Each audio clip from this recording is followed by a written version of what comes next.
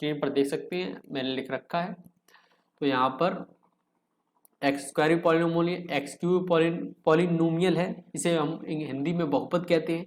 और x square plus 1 भी है, और x square plus x plus 1 भी एक पॉलिनोमियल है, और एक्स माइनस 1 भी एक पॉलिनोमियल है, और x square plus x square 4 भी पॉलिनोमियल। तो भाई पॉलिनोमियल है क्या नहीं, ये मैं बताऊंगा कि पॉलिनोमियल क्या नहीं है। और एक बात और, कांस्टेंट नंबर भी पॉलिनोमियल है, जैसे 1 2 3 4, यहां तक कि 0 भी पॉलिनोमियल है, 0 भी पॉलिनोमियल, यानी कि ये सभी पॉलिनोमियल है। ठीक है, अब पॉलिनोमियल के टाइप्स होते हैं, इसीलिए तो हमें पढ़ना है, ये सभी पॉलिनोमियल है, लेकिन हमें पॉलिनोमियल के अंदर की बात जाननी है कि इनमें है क्या क्या। ठीक है, तो वो हम लोग इसमें जानेंगे। पॉलिनोमियल मैंने बता दिया कि हाँ, अब पॉलिनोमियल डेफिनेशन बताते हैं। मैंने पॉलिनोमियल तो नहीं बताया अभी, पॉलिनोमियल दिखते कैसे मैंने ये दिखाया, इस तरह दिखते हैं, एक्स स्क्वायर जैसे दिखते हैं, एक्स क्यूब प्लस 1 जैसे दिखते हैं, या x cube minus 1 plus x power 4, या कुछ भी, ये हमारे क्या दिखते हैं, पॉलिनोमियल होते हैं, जिनमें वेरिएबल होता है, ओके, और कांस्टेंट भी पॉलिनोमियल होते हैं। अब डेफिनेशन क्या होती है पॉलिनोमियल की? पॉलिनोमियल की डेफिनेशन होती है, पॉलिनोमियल जो वेरिएबल है, क्योंकि यहाँ पर 1 वेरिएबल है, इन्हें क्या कहते हैं, इन सभी जो मैंने एग्जांपल लिखे हैं इन्हें कहते हैं 1 वेरिएबल पॉलिनोमियल। ओके, इन्हें कहते हैं 1 वेरिएबल पॉलिनोमियल। ठीक है, तो पॉलिनोमियल किसे नहीं कहेंगे? अगर मैं एक एग्जांपल लिखता हूं, एक्स पावर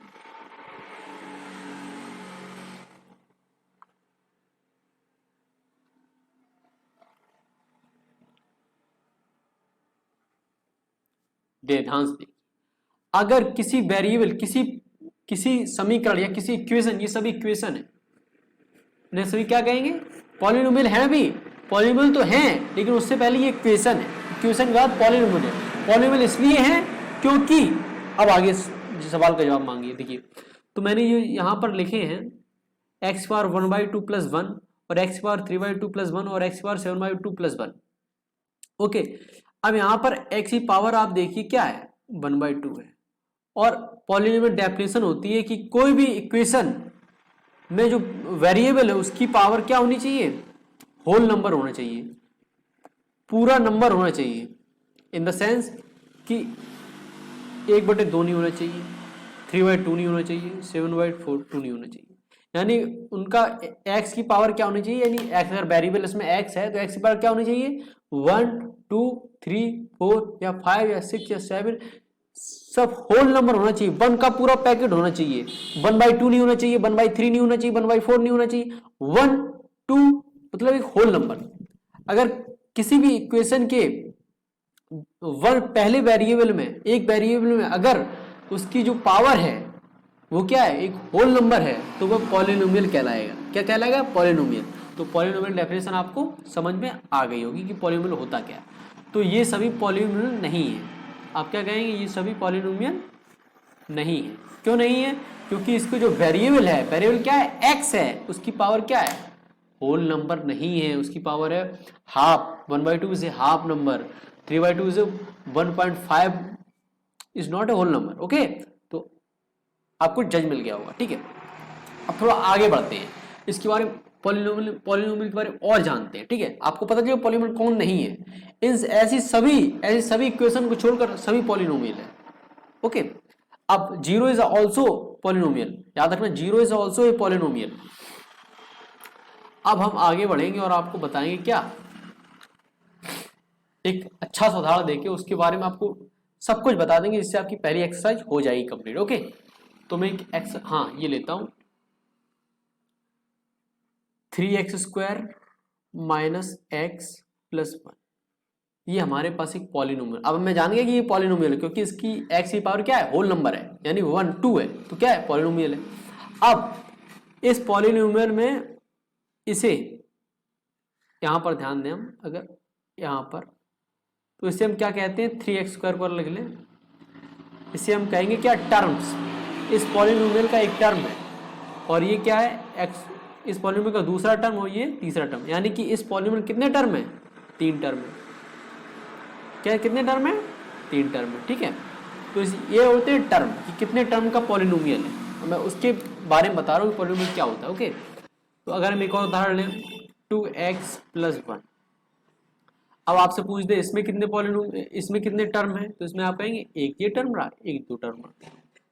ओके, अब आपसे एक और उदाहरण पूछ दिया जाए कि आप ये बताइए 4x³ + x² - x + 1, इसमें कितने टर्म है, इसमें हम कहेंगे कितने, 4 टर्म। कितने टर्म है, 4 टर्म्स है, 1 2 3 और 4।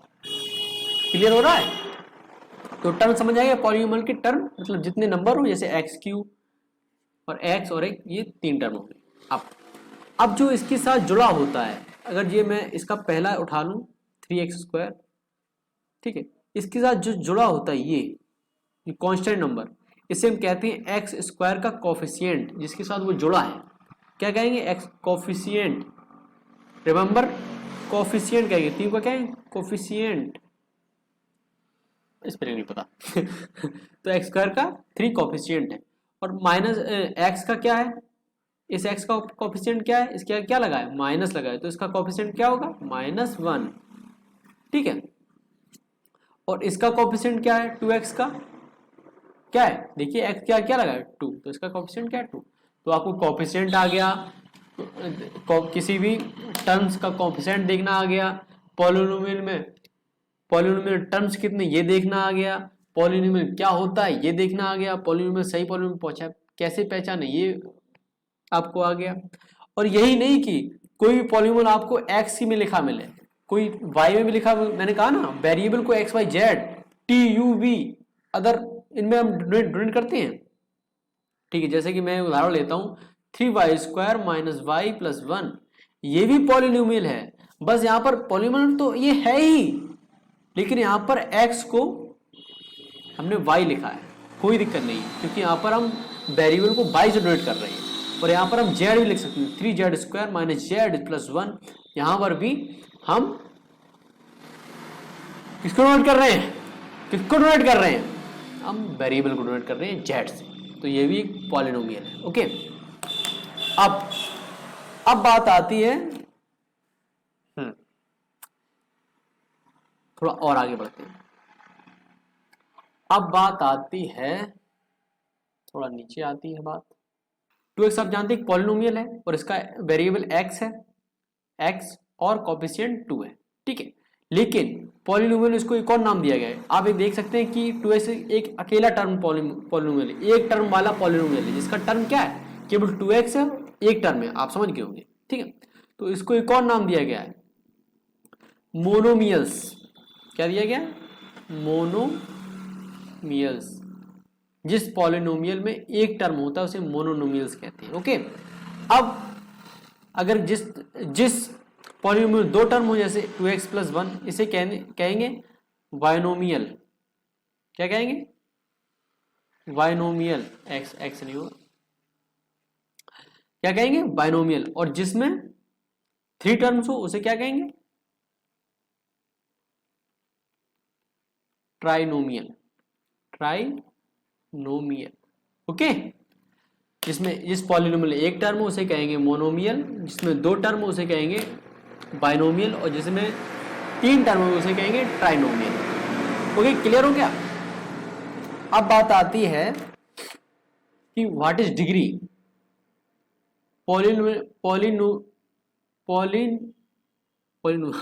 इतना सारा न्यूमियल पढ़ा, पॉलिनोमियल में डिग्री क्या होती है, पॉलिनोमियल की डिग्री क्या होती है, ये क्या होता है। अगर इसकी डेफिनेशन बात करें तो पावर ऑफ ए वेरिएबल, मैं देख रहा हूं इसमें,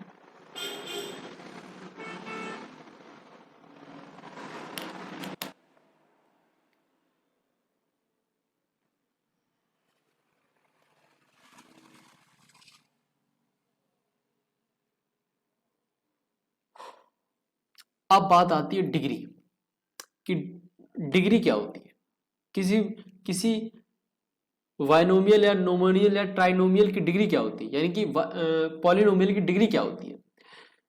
अब मैं एक आपको उदाहरण देता हूँ बहुत अच्छा, जैसे 5x⁴ plus 6x⁴ plus 3x-1। Degree किसी की चेक करनी, किसी पॉलिनोमियल की, तो x देखिए इस वेरिएबल पर सबसे बड़ी घात किसके पास है, सबसे बड़ी पावर किसके पास है। तो यहां पर हम देखेंगे कि ये x जो ये टर्म है 5x⁴, जो इस पॉलिनोमियल जो मैंने लिखा है इसका टर्म 5x⁴, इसमें ये सबसे बड़ी घात वाला टर्म है, इसमें x पावर क्या है 7 है। तो जो पॉलिनोमियल में जो पॉलिनोमियल का वेरिएबल होगा जो कि इसमें x है, अगर उसकी पावर सबसे ज्यादा होती है तो वो उस पॉलिनोमियल की डिग्री कहलाती है। क्या कहलाती है, उस पॉलिनोमियल की डिग्री कहलाती है। एक और उदाहरण लेते हैं, एक और एग्जांपल, इधर तो मेरा फोटो होएगा, इधर मैं बताता हूं। तो एक मैं एग्जांपल लेता हूं कि हाँ 6x⁴ -1, इसमें सिंपल डिग्री क्या है, क्योंकि कोफिशिएंट क्या है x, इसे भी हम कोफिशिएंट मान सकते हैं x⁴, और x⁴ का मान क्या होता है 1, यानी कि 1 का भी कोफिशिएंट कितना हो, 1 की डिग्री कितनी होती है 0 होती है। अगर कोई आपको कह दे पॉलिनोमियल 1 की डिग्री कितनी है, तो आप क्या कहेंगे 0 है, क्या कहेंगे 0, क्योंकि x⁴ 0 = 1। ओके, तो यहां पर आपकी डिग्री कितनी है, यहां पर डिग्री है इस पॉलिनोमियल की 3, क्योंकि 3 से maximum power of variable of this polynomial variable. Okay, तो आपको डिग्री समझ में आ गई। अगर एक टर्म का पॉलिनोमियल उसे मोनोमियल कहते हैं, 2 टर्म का पॉलिनोमियल तो बाइनोमियल कहते हैं, 3 टर्म का पॉलिनोमियल तो ट्राइनोमियल कहते हैं। ओके, हाँ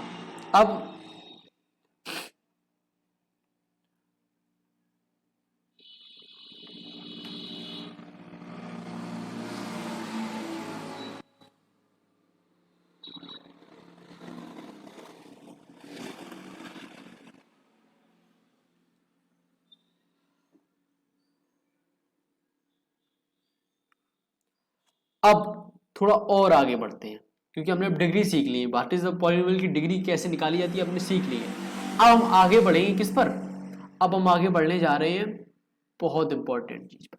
तो थोड़ा मैं स्क्रॉल करूंगा नीचे और आपको बताऊंगा बहुत इंपॉर्टेंट चीज, ठीक है। तो हाँ, तो मैं एक एग्जांपल लेता हूं, ए की हम यहां पर लिख दें x+3 1 है, तो उसे हम क्या कहेंगे लीनियर पॉलिनोमियल कह सकते हैं, ठीक है। अगर किसी भी पॉलिनोमियल की डिग्री 2 है तो उसे हम क्या कहेंगे, उसे हम कहेंगे क्वाड्रेटिक। क्या कहेंगे, क्वाड्रेटिक हो यार, लिख लेना क्वाड्रेटिक। और किसी भी पॉलिनोमियल की पावर 3 है तो उसे क्या कहेंगे क्यूबिक।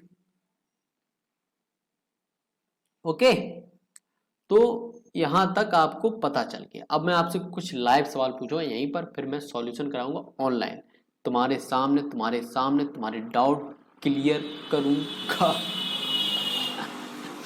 चल, तो अब मैं यहां पर कुछ सवाल पूछ लेता हूं आपसे। अगर मैं पूछूं यहां पर 3x² - x+3, मैं आपसे इस सवाल में पूछ रहा हूं कि इस सवाल में कितने टर्म्स हैं। आपका जवाब क्या 3 है, यस 3 है।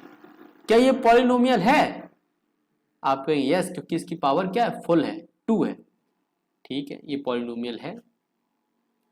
अगर हम आपसे पूछे यहां पर x² का टर्म क्या है, x² का कोफिशिएंट क्या है, तो आप कह देंगे 3। अगर हम कहेंगे x का कोफिशिएंट क्या है तो आप कहेंगे -1। ओके, 3 का कोफिशिएंट क्या है तो आप कहेंगे क्या है ही नहीं, x⁴। ओके, समझ आया। तो आपको सारे सवालों के जवाब अगली एक्सरसाइज में आपको लगाना, आपको नहीं आएंगे फिर मैं ऑनलाइन पढ़ाऊंगा, ठीक है। तो सब कुछ क्लियर है। याद रखना कि ये कभी भी पॉलिनोमियल नहीं होगा, इस तरह की चीजें रूट में लिख लें, x⁴ 3 रूट, ये भी पॉलिनोमियल कभी नहीं होगा। क्योंकि रूट ही x की पावर 2 होता है, याद रखना।